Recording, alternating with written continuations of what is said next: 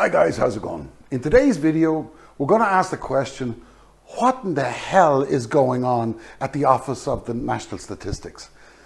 You know, as long as I can remember, the ONS has been a bastion of fact delivery systems. Well known for it. It was unbiased, it was brutally honest, and often scuppered what politicians would have you believe. Okay, that's the way it was. It never partook in releasing statements to suit the narrative of Westminster and always gave honest and sometimes brutal predictions. But in its report today, I have to call its impartiality into question. I'll present the facts and you can make up your own mind. Now, please feel free to comment. If you disagree, that's fine, so long as you remember to do it politely. If you propose an alternative view, please provide the facts to back them up. By the way, if you haven't already subscribed, please let me know why and what I can do to ensure your continued support and perhaps help you enjoy these even more. So let's go.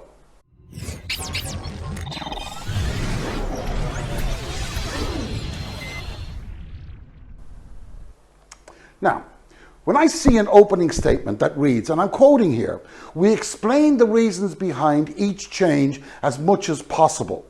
Although it can be difficult to separate the impacts of different things, such as Brexit and COVID," that's their statement.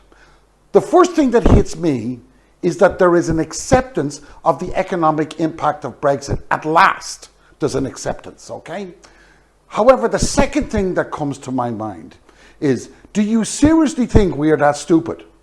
When the costs of goods are rising disproportionately to those in other similar economies, it has nothing to do with COVID. When deliveries are not being made, it has nothing to do with COVID. When industries can no longer sell their produce to previously accessible markets, it has nothing to do with COVID.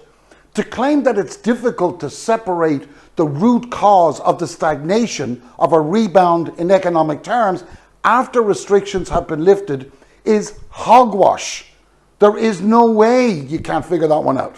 The only thing of note that was refreshing was the statement that production levels had risen by 1.2% overall and that production output was the main contributor, but that was boosted by the reopening of an oil field production site which was previously closed. Okay? However, what the ONS did emphasizes that the oil field had been closed for scheduled maintenance and fails to indicate how much that field contributed to the rise of production levels. I think you're beginning to take people for fools here. You see, if you go to the trouble of explaining why these production levels went up because the oil field was in decline or it was closed for scheduled maintenance, why can't you break down how much of that 1.2% was down to the oil field? Okay, for example, if the line had said GDP grew by 1.2%, the main contributor was the reopening of the oil field that contributed percent to that overall figure. That is real information. So choosing to mention maintenance, scheduled or otherwise, is just filling out the column inches of that landing page to hide the truth, because then it's a little bit like looking for an elephant under a microscope.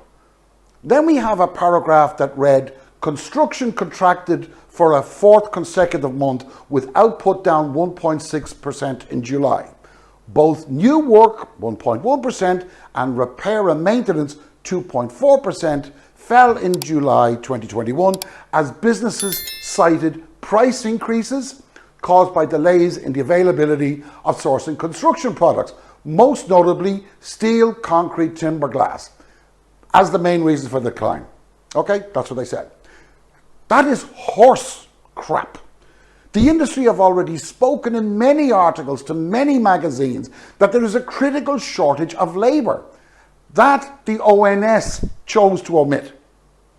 Now, the ONS also announced that the service output remained broadly flat in July 2021, having been the main contributor to GDP growth previously. Growth in IT, financial services, outdoor events, which could now operate more fully in July, also offset large falls, you ready for this, in retail and law firms.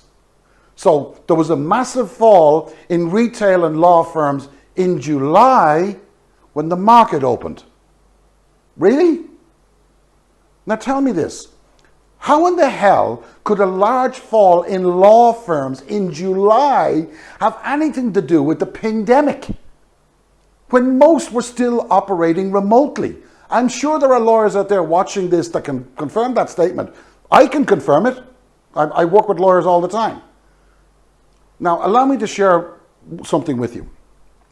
When running a company or a number of companies, there are certain figures that you will want to see sometimes daily, weekly, or monthly, but you'll want them. I know this because I was the guy, okay? Now, and what I wanted to see was cash in hand, stock levels, debtor days, creditors falling due. I wanted to see those figures in a way that I could quickly compare them to previous months or to the same month in the previous year, okay?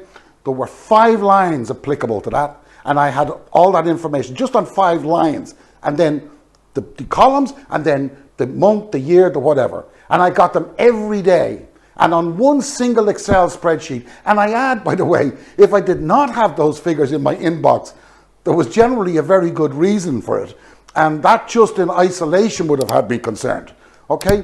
But any report on goods traded should have led with the figure that matters most in the ONS report, and that is the ever-widening trade deficit that has gone from 1.5 billion to 4.9 billion. That's an increase of 300%, more than 300%. That is huge. But when you find that type of information at the very bottom of the page, and by the way, you guys, that was after the previous paragraph that spoke about a 100 million drop in other imports. You know something is wrong. Guys, that 100 million figure represents just 2% of the trade deficit.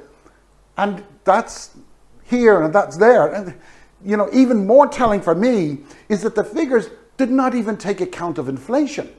Okay? This intimates that the ONS are deliberately skewing the narrative. Okay?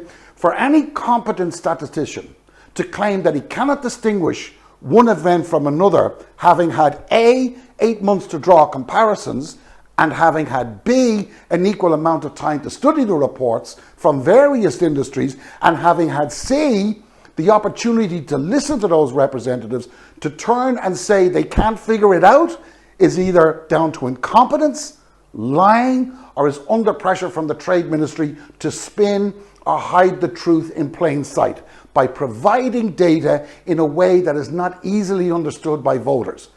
Why else would you act this way? It makes no sense to put a massive increase in balance of trade deficit at the very bottom of the page of 4.9 billion, and above that have more column inches dedicated to a 100 million transaction. It makes no sense, none at all. In summary, I'd like again to thank you for all of your support, for all of your messages and your encouragement. A special shout out to Max, Daily Blase, and Big Maj also for their moral support and for the great work they all do. I strongly suggest, by the way, that you check them out. If you think the video is good enough to share with your friends on social media or other messaging apps, please let me know what they think of it. Thanks again for watching, and I'll see you all on the flip side. Take care.